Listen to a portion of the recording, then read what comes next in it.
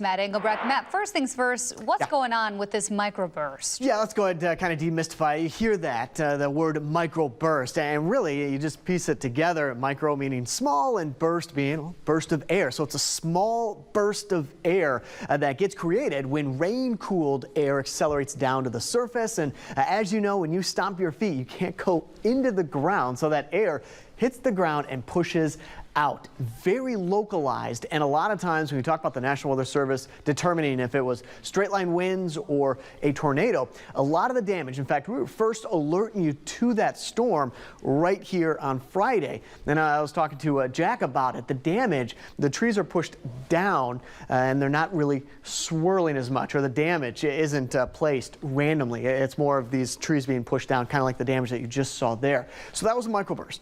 We had not only thunderstorms on Friday, but then on Sunday, because it was hot, Saturday, Sunday, we got the kind of rain that we need in a drought situation. We have more on the way. In fact, the 3 days have now registered rainfall, and I'm anticipating another half an inch to maybe another inch of rainfall. Not necessarily tonight. I think a lot of this comes up very light in nature, but back down here to the southwest, that's where we start to get into some of these heavier downpours and perhaps an isolated thunderstorm or two.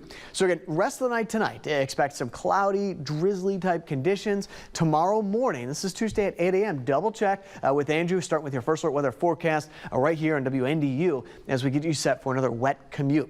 Talk more about what's going on in the tropics. First alert you to your weekend forecast as well in 10 minutes.